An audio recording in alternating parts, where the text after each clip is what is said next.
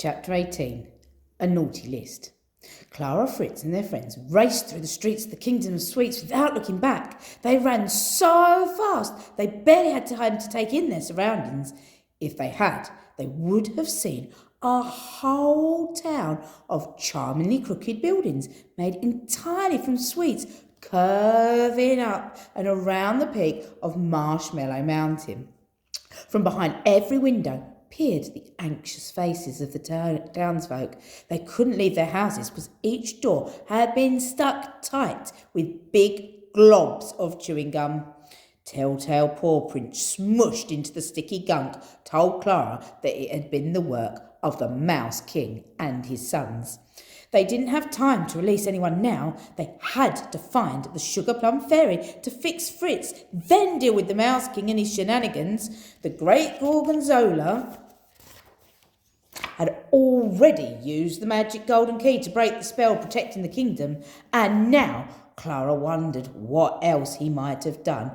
Was the Sugar Plum Fairy in danger? At the top of the mountain perched the magnificent Sugar Plum Palace, with its arching candy cane pillars and ice gem-encrusted marshmallow clock tower. Beneath it was the enormous town square. It had been decorated for Christmas with strawberry lace ribbons and colourful boiled sweets dangling like baubles from lampposts, and it was to this square that all roads in the kingdom led.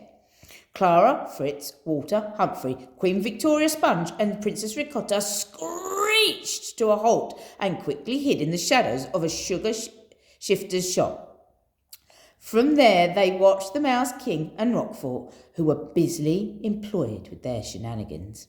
First, the mice released Bunty from where they had tethered her to a lamppost with a length of strawberry lace.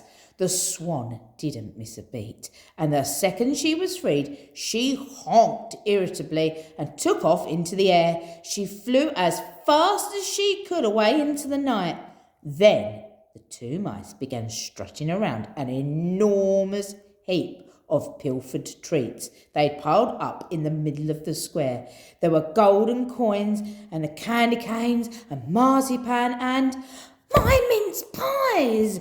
growled Queen Victoria Sponge from the adventurer's hiding place. "And my nuts!" hissed Humphrey, watching with his narrow eyes. Satisfied with their display of stolen goods, the Mouse King took a long scroll of tatty paper and a pencil out of his jacket. "We're all set, Roquefort. Our plan has worked beautifully."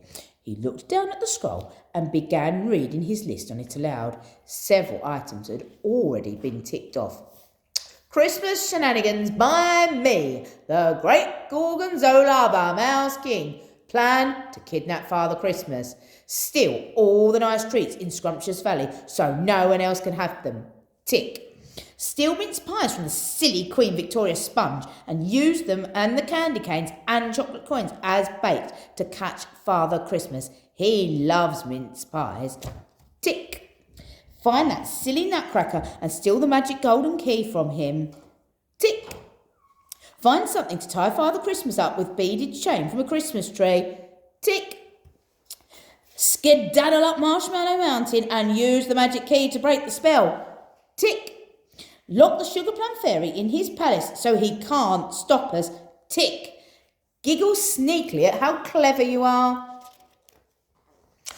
"Oh," said the Mouse King, "I haven't done that last one. I'll do it now." And he threw back his head and giggled outrageously. Then he stopped abruptly and drew a final tick on his list.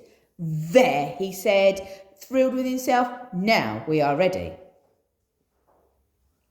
In their hiding place, Clara and her friends all looked at each other with wide, anxious eyes.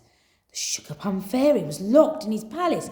This was dreadful news. The palace was enormous. Where would they find him so he couldn't fix Fritz? Time was slipping away quite wildly, and if they didn't do something soon, Fritz would be stuck as a mouse forever. Clara glanced up at the palace clock and her eyes widened in surprise. It was just before 1 o'clock in the morning, meaning less than half an hour had passed since they scurried through the skirting board with Walter. Time must move very differently here, thought Clara. Not that it seemed to help. She looked anxiously at Fritz. His slippers had fallen off at some point when they'd run from Manchego, and he saw that her brother's little feet had turned into mouse paws. "We need to find the sugar plum fairy," Clara whispered to her friends, "urgently." But no one knew how they could. Who knew what other shenanigans the Mouse King had planned? There could be booby traps everywhere. As they tried to think of a way to get to the palace, they turned into what the Mouse King was saying again.